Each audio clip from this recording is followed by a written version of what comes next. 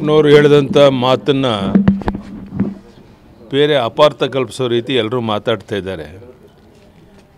ಈಶ್ವರಪ್ಪ ಹೇಳಿರುವಂಥದ್ದು ದೇಶದ್ರೋಹಿಗಳಿಗೆ ಗುಂಡಿಕ್ಕಿ ಕೊಲ್ಲುವಂಥ ಒಂದು ಕಾನೂನು ತನ್ನಿ ಅಂತ ಹೇಳಿರುವಂಥದ್ದು. ಆದ್ದರಿಂದ ಇವತ್ತೇನು ಅವ್ರ ಬಗ್ಗೆ ಟೀಕೆ ಟಿಪ್ಪಣಿಗಳು ಅಪಾರ್ಥಗಳು ನಡೀತಾ ಇದೆ. ಅವ್ರು ಹೇಳಿದ್ದಕ್ಕೂ ಇದಕ್ಕೇನು ಸಂಬಂಧ ಇಲ್ಲ. ಕುಂಬಳಕಾಯಿ ಕಳ್ಳ ಅಂತ ಹೇಳಿದ ಹೆಗಲ್ಮುಟ್ಟು ನೋಡಿಕೊಂಡು ರೀತಿಯಲ್ಲಿ ಅಪಾರ್ಥ ಕಲ್ಪಿಸುವಂಥ ಕೆಲಸವನ್ನು ಮಾಡ್ತಾಯಿದ್ದಾರೆ. ಇದರಲ್ಲಿ ಏನು ಅರ್ಥ ಇಲ್ಲ. ನಾನಿವತ್ತು ಬಂಟರ ಸಮಾವೇಶ ಇದೆ, ಸಾಯಂಕಾಲದಲ್ಲಿ ಭಾಗವಹಿಸಿ ನಾಳೆ ಒಂದೆರಡು ಕಾರ್ಯಕ್ರಮ ಮುಗಿಸಿ ನಾಡಿದ್ದು ಬೆಂಗಳೂರಿಗೆ ನಾವು ವಾಪಸ್ ಹೋಗ್ತಾ ಇದ್ದೇನೆ. ಈ ಪ್ರಮುಖ ಕಾರ್ಯಕ್ರಮಕ್ಕೋಸ್ಕರ ನಾನು ಇಲ್ಲಿಗೆ ಬಂದಿದ್ದೇನೆ. ಏನು ತೊಂದರೆ ಇಲ್ಲ. FIR ಹಾಕಿದ್ರೆ ಕಾನೂನು ಚೌಕಟ್ಟಲ್ಲಿ ಏನು ಬೇಕೋ ಅದನ್ನು ಎದುರಿಸ್ತಾರೆ. ತಪ್ಪು ಕಲ್ಪನೆ ಮಾಡಿಕೊಂಡು ಈ ರೀತಿಯೆಲ್ಲ ಅಪಾರ್ಥ ಮಾಡಿಕೊಂಡು ಅವ್ರ ಮೇಲೆ FIR ಹಾಕಿರೋದು ಸರಿಯಲ್ಲ.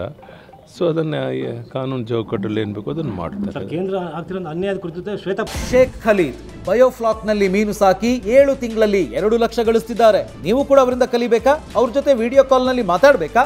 ಈಗಲೇ ಫ್ರೀಡಮ್ ಆ್ಯಪ್ ಡೌನ್ಲೋಡ್ ಮಾಡಿ. ಅವರು ಹೇಳಿದಂಥ ಮಾತನ್ನು ಬೇರೆ ಅಪಾರ್ಥ ಕಲ್ಪಿಸೋ ರೀತಿ ಎಲ್ಲರೂ ಮಾತಾಡ್ತಾ ಇದ್ದಾರೆ. ಈಶ್ವರಪ್ಪ ಹೇಳಿರುವಂಥದ್ದು ದೇಶದ್ರೋಹಿಗಳಿಗೆ ಗುಂಡಿಕ್ಕಿ ಕೊಲ್ಲುವಂಥ ಒಂದು ಕಾನೂನು ತನ್ನಿ ಅಂತ ಹೇಳಿರುವಂಥದ್ದು. ಆದ್ದರಿಂದ ಇವತ್ತೇನು ಅವ್ರ ಬಗ್ಗೆ ಟೀಕೆ ಟಿಪ್ಪಣಿಗಳು ಅಪಾರ್ಥಗಳು ನಡೀತಾ ಇದೆ.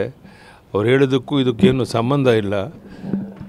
ಕುಂಬಳಕಾಯಿ ಕಳ್ಳ ಅಂತ ಹೇಳಿದ ಹೆಗಲ್ಮುಟ್ಟು ನೋಡಿಕೊಂಡು ರೀತಿಯಲ್ಲಿ ಅಪಾರ್ಥ ಕಲ್ಪಿಸುವಂಥ ಕೆಲಸವನ್ನು ಮಾಡ್ತಾಯಿದ್ದಾರೆ. ಇದರಲ್ಲಿ ಏನು ಅರ್ಥ ಇಲ್ಲ.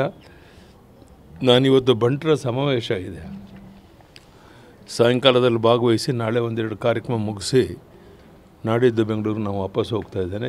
ಈ ಪ್ರಮುಖ ಕಾರ್ಯಕ್ರಮಕ್ಕೋಸ್ಕರ ನಾನು ಇಲ್ಲಿಗೆ ಬಂದಿದ್ದೇನೆ. ಏನು ತೊಂದರೆ ಇಲ್ಲ. FIR ಹಾಕಿದ್ರೆ ಕಾನೂನು ಚೌಕಟ್ಟಲ್ಲಿ ಏನು ಬೇಕೋ ಅದನ್ನು ಎದುರಿಸ್ತಾರೆ. ತಪ್ಪು ಕಲ್ಪನೆ ಮಾಡಿಕೊಂಡು ಈ ರೀತಿಯೆಲ್ಲ ಅಪಾರ್ಥ ಮಾಡಿಕೊಂಡು ಅವ್ರ ಮೇಲೆ FIR ಹಾಕಿರೋದು ಸರಿಯಲ್ಲ. ಸೊ ಅದನ್ನು ಕಾನೂನು ಚೌಕಟ್ಟಲ್ಲಿ ಏನು ಬೇಕೋ ಅದನ್ನು ಮಾಡ್ತಾರೆ. ಕೇಂದ್ರ ಆಗ್ತಿರೋ ಅನ್ಯಾಯದ ಕುರಿತು ಶ್ವೇತಾ